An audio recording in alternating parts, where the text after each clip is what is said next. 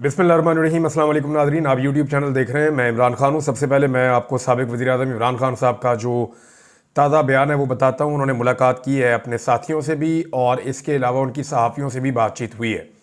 इमरान खान साहब ने क्या कहा, नई स्ट्रेटजी क्या है, लेकिन इससे पहले रोज़ाना बेचारे नून लीग वाले हमारे जो दोस्त हैं वो रात को ख्वाब देख कर सोते हैं कि सुबह वो उठेंगे तो शहबाज शरीफ साहब एब्सोल्युटली नॉट कह चुके होंगे, लेकिन जब भी वो उठते हैं तो उन्हें मायूसी होती है क्योंकि शहबाज शरीफ साहब अमेरिका को एब्सोल्युटली नॉट कहने की बजाय अपनी पार्टी को और अपने लोगों को ही मायूस कर चुके हैं और वो एब्सोल्युटली नॉट यहाँ कह रहे हैं, वहाँ नहीं कह रहे, क्योंकि इतनी जुर्रत ही वो इकट्ठी नहीं कर पा रहे। और बजाय इसके कि अमेरिका के साथ प्रोफेशनली डील किया जाए या इन मामलात को प्रोफेशनली देखा जाए, ताल्लुकात को मज़ीद ख़राब किया जा रहा है और दुनिया के साथ अपने ताल्लुकात को कहाँ पहुँचाया गया, उसके नुकसानात क्या होंगे वो बाद में बात करते हैं। लेकिन पहले साबिक वज़ीर-ए-आज़म इमरान खान साहब ने अडयाला जेल में वकला और सहाफ़ियों से गुफ्तगू की है। उन्होंने कहा कि इंशाअल्लाह 2025 हकीकी आज़ादी का साल है। 2024 पाकिस्तान के लिए एक मुश्किल साल था। ज़ाहिर है आज़ादी मुश्किल से ही मिलती है। मुझे पैगाम मिला है कि हमसे डील करें, हम आपकी पार्टी को सियासी स्पेस देंगे। अब ये किसने कहा कि डील करें? कौन देगा सियासी स्पेस? जिन्होंने छीनी है वही देंगे ना। उन्होंने इमरान खान साहब को पैगाम दिया कि आपकी पार्टी को बाकी पार्टियों की तरह स्पेस मिल जाएगी तो आप हमारे साथ डील करें, लेकिन आपको हाउस अरेस्ट करके बनी गाला में मुंतकिल कर देंगे।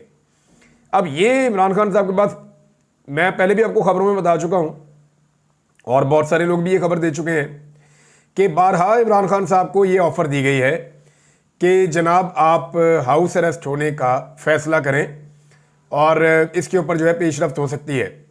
कभी कहा जाता है जी कि नथिया गली, कभी कहा जाता है जी खैबर पख्तूनख्वा, कभी कहा जाता है जी बनी गाला, लेकिन इमरान खान साहब ने इसको मुस्तरद किया है और वैसे भी उनको इसे मुस्तरद ही करना चाहिए। इमरान खान ने कहा कि मैंने जवाब दिया है कि पहले बाकी तमाम सियासी कैदियों को रिहा करो, मैं जेल में रह लूँगा, लेकिन कोई डील कबूल नहीं करूँगा। हाउस अरेस्ट या खैबर पख्तूनख्वा की किसी जेल में नहीं जाऊँगा। अब ये बात आप जहन में रखें कि निज़ाम के लिए सबसे बड़ा प्रॉब्लम यह है कि निज़ाम अपनी इज़्ज़त कैसे बचाए।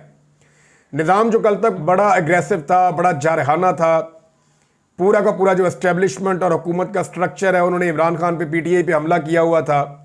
अब मार मार के उन्होंने सारी कोशिशें करके देख ली हैं। बिलाखिर उनकी हालत यह है कि अब वो इमरान खान को छोड़ना चाहते हैं और समझ नहीं आ रही कि कैसे छोड़ें। देखिए, इमरान खान अगर हाउस अरेस्ट हो जाते हैं या खैबर पख्तूनख्वा की किसी जेल में चले जाते हैं या कोई फेवर ले लेते हैं इस निज़ाम से, तो वो बात नहीं बनेगी। अब अगर इमरान खान साहब को रिहा किया जाता है जेल से तो इमाम खुमैनी टाइप का इमरान खान साहब का पाकिस्तान में इस्तकबाल होगा। इस खित्ते में लोग सारे इस्तकबाल भूल जाएंगे। अब इतना बड़ा इस्तकबाल अगर इमरान खान का होगा तो वो पाकिस्तान का क्या खित्ते का सबसे बड़ा प्लेयर बन जाएगा। और फिर सबको पता है कि फिर इलेक्शन जीतने के बाद इमरान खान साहब इक़्तिदार में भी आ जाएंगे और बहुत सारी चीज़ें बहुत सारे लोगों को फेस भी करनी पड़ेंगी। अब सिस्टम इस वक्त क्या सोच रहा है कि इमरान खान साहब को छोड़ना तो पड़ेगा, मैक्सिमम 1-2 महीने अंदर रखा जा सकता है, इससे ज़्यादा अब नहीं रखा जा सकता। अगर आप केसेस के मामले में देखें तो मैं पहले दिन से कह रहा हूं कि अगर इमरान खान साहब को इंसाफ के नुक्ता नज़र से छोड़ना है तो वो तो उनको अगस्त में छूट जाना चाहिए था, जब केसेस खत्म हो गए थे। सितंबर में छूट जाते और सबका ये अंदाजा था कि अगर इंसाफ और कानून पे चलेंगे तो छूट जाएंगे, लेकिन साल खत्म होने को आया, इमरान खान साहब नहीं छूटे, तो इंसाफ तो होना नहीं है। अब मामला आ गया इस बात पे कि दबाव कितना पड़ता है, तो दबाव इस हुकूमत के ऊपर बहुत ज़्यादा पड़ गया है। फरवरी से ऑनवर्ड एक बहुत बड़ा दबाव मजीद आएगा, वो मैं आपको आगे चल के और वीलॉग्स में बताऊंगा। अब मामला यह है कि निज़ाम इमरान खान को छोड़ना चाहता है, लेकिन ऐसे कि इमरान खान साहब का असर कम हो।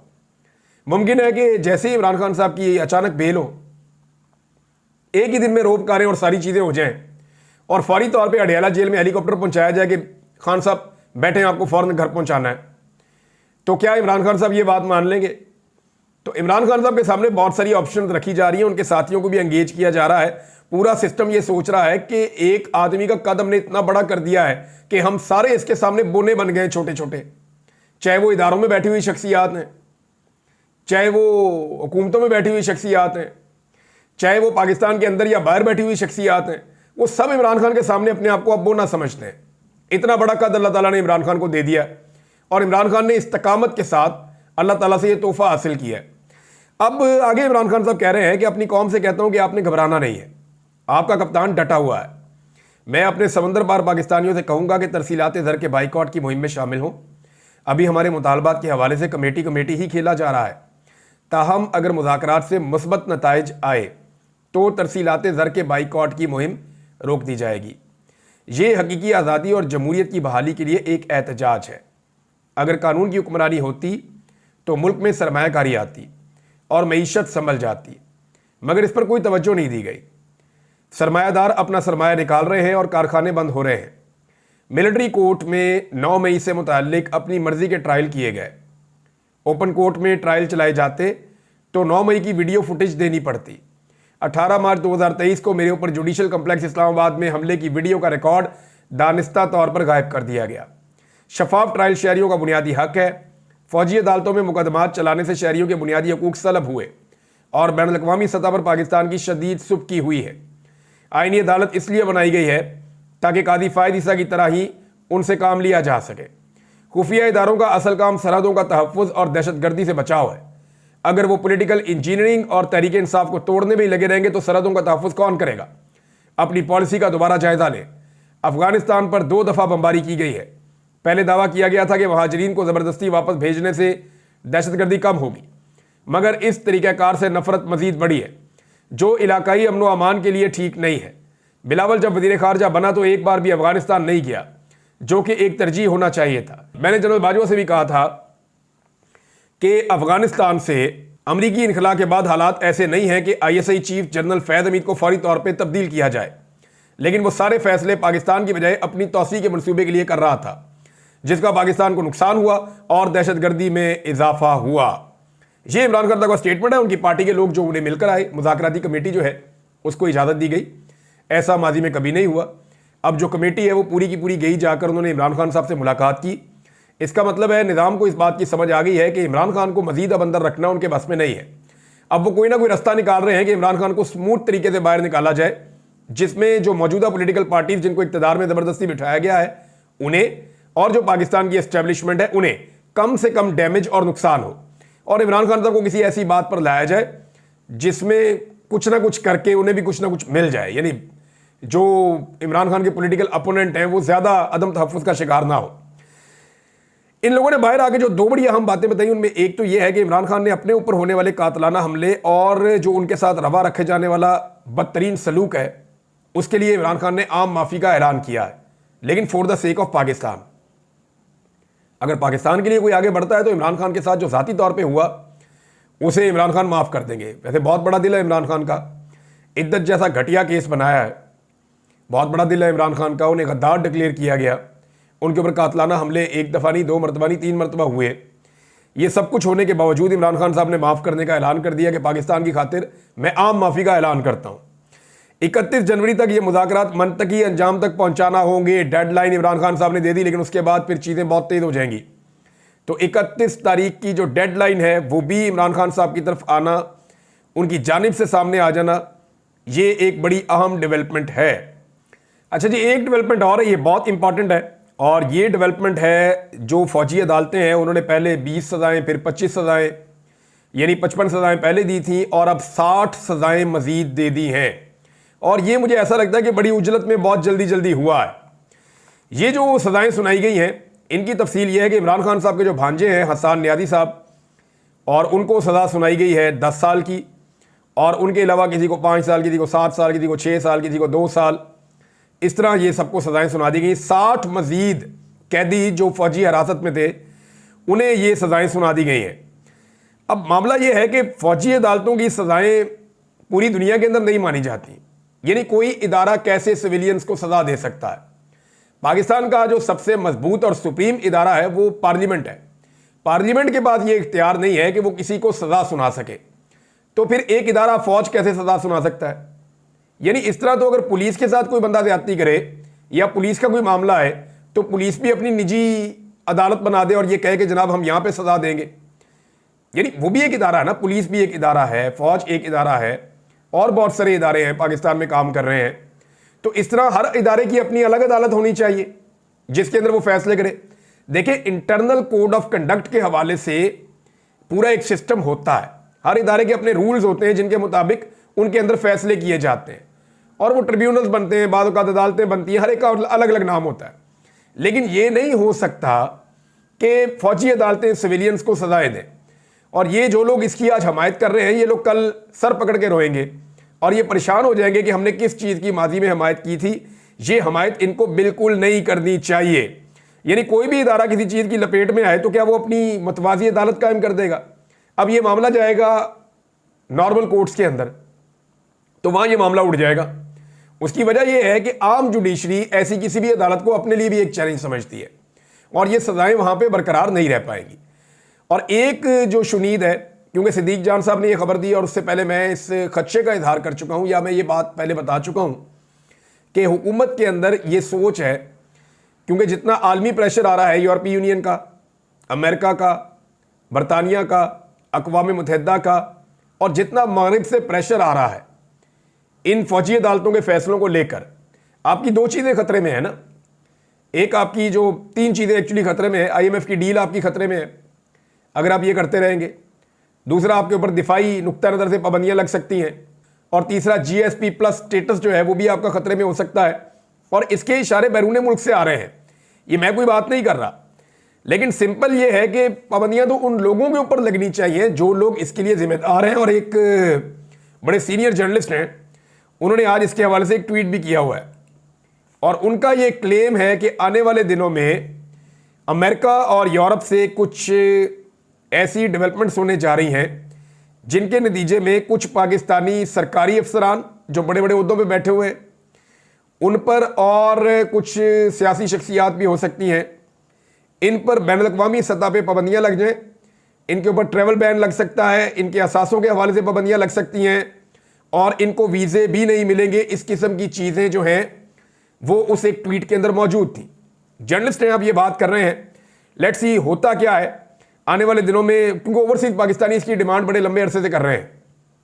कनाडा में भी, अमेरिका में भी, यूरोप में भी, बरतानिया में भी, ऑस्ट्रेलिया में भी, वो हर तरफ ये बार बार कहते हैं कि जनाब पाबंदियाँ लगाएं इन बंदों के ऊपर, पाकिस्तान के ऊपर पाबंदियाँ ना लगाएं बल्कि इन बंदों के ऊपर पाबंदियाँ लगाएं। बहरहाल अब ये जनाब मजीद 60 लोगों को सजा दी गई और बड़ी उजलत में दी गई है। जो प्रेस कॉन्फ्रेंस थी उसके हवाले से जिन सहाफ़ियों ने वहाँ सुना वो ये कह रहे हैं, और अगर आप वो सुने उसको रिकॉर्डिंग उसकी निकाल के, तो वहाँ पे अग्रेशन नहीं थी अब प्रेस कॉन्फ्रेंस में ISPR की, बल्कि वहाँ पे एक सवाल पूछा गया और बड़ा बड़ा ज़बरदस्त सवाल था। और ये सवाल पूछा जाना चाहिए था कि जो लोग पार्टी छोड़ गए 9 मई के बाद, उनके ऊपर 9 मई का कोई जुर्म ही साबित नहीं हुआ, और जिन्होंने पार्टी नहीं छोड़ी वो मुजरिम साबित हो गए। तो इस पर DG ISPR ने कहा कि वो पार्टी छोड़े या ना छोड़े ये उसका ज़ाती फेल है, इसका 9 मई की तहकीकात पर कोई फ़र्क नहीं पड़ेगा, ये DG ISPR ने कहा। लेकिन हमने ये देखा कि बहुत सारे ऐसे नाम थे जिनमें एक नाम मुराद रास का था, अंदलीब अब्बास का था, और बहुत सारे ऐसे नाम थे। ये वो लोग थे जिन्होंने 9 मई के बाद फौरी तौर पे पार्टी को छोड़ दिया था, जैसा कि फारूक हबीब है जिनको गिरफ्तार किया गया था और 9 मई के अंदर उनको मरकजी मुलजिम समझा गया था। ऐसे और बहुत सारे लोग हैं जिन लोगों ने भी पार्टी से अपनी वाबस्तगी तोड़ दी। उन लोगों के ऊपर 9 मई का कोई मुकदमा नहीं रहा। वो लोग ऐसा लगता है कि हर चीज़ में से निकल गए। वो पूरी दुनिया में ट्रैवल भी करते हैं, वो आज़ादी से पाकिस्तान में घूमते भी हैं, उन्हें इलेक्शन लड़ने की भी आज़ादी थी, वो जेलों के अंदर भी नहीं रहे, उन्हें फौजी अदालतों से सजाएं भी नहीं दिलवाई गई। तो ये बात आप क्लियरली ज़रा समझ लें इसको, कि यहाँ मुझे ऐसा लगता है कि ये फैक्ट DG ISPR ने गलत बताया। उन्हें यह बताना चाहिए था कि वाकई ऐसे बहुत सारे लोग हैं जिन्होंने 9 मई के बाद पाकिस्तान तहरीक इंसाफ को छोड़ा और फिर वो 9 मई के मुजरिम या मुलजिम नहीं रहे, क्योंकि तहरीक इंसाफ को जिम्मेदार समझते हैं वो 9 मई के लिए, तो तहरीक इंसाफ छोड़ने पे ये जुर्म खत्म हो जाता है। हमने तो ये पैटर्न देखा है पाकिस्तान में और क्लियरली यही पैटर्न था। नाज़रीन, दफ्तर खारजा पाकिस्तान का जो है उसने थोड़ी सी अक्लमंदी का सबूत दिया है, और जो हरकतें ख्वाजा आसिफ साहब ने की हैं उसके बाद सूरत हाल किसी और तरफ जा रही है।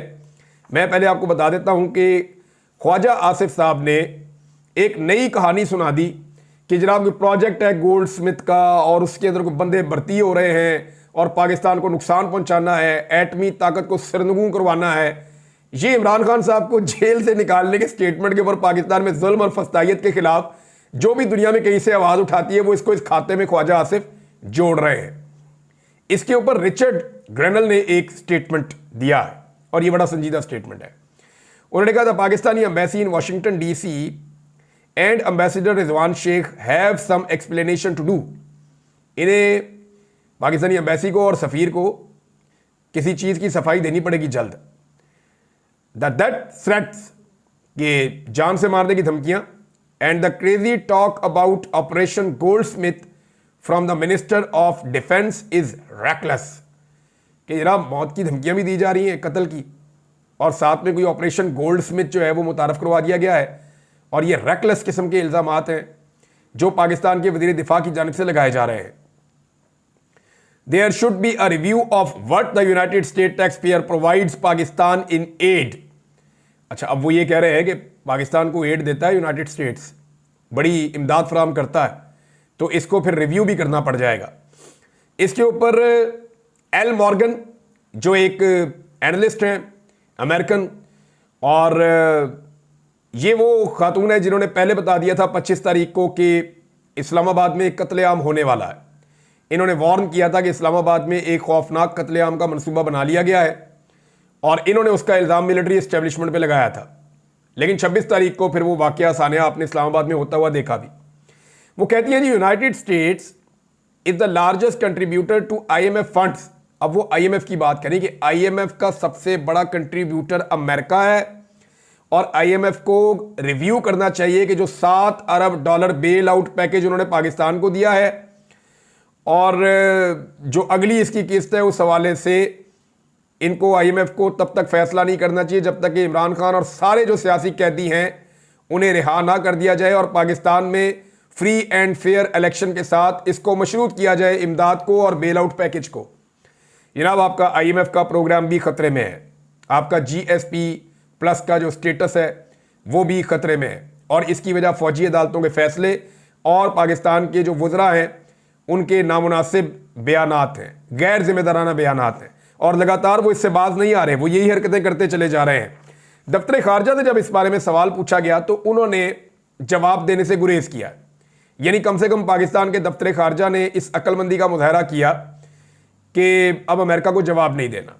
यानी उन्होंने ये सोच लिया है कि अमेरिका को जवाब दे के फंसने वाली बात है, गुनाह हमारा, गलतियां हमारी, जुर्म हमारा, हमने बंदे मार दिए डी चौक के अंदर, हमने इलेक्शन चोरी कर लिया पाकिस्तान के अंदर, हमने पाकिस्तान में जुल्म का, जबर का, फस्तायत का बाजार गर्म कर दिया, हमने एक पॉलिटिकल पार्टी से उसका बल्ले का निशान ही छीन लिया, हमने एक पॉलिटिकल पार्टी के लीडर के ऊपर 200 मुकदमे डाल के उसको जेल के अंदर बंद कर दिया, हमने उसके ऊपर इद्दत जैसा घटिया केस बना दिया, हमने खवातीन और बच्चों को अगवा कर लिया, हमने जबरी तौर पे बेशुमार लोगों को लापता किया, शायरों को और सहाफियों तक को हमने दीवार के साथ लगा दिया, हमने कोई चीज पाकिस्तान में सही चलती हुई नहीं छोड़ी।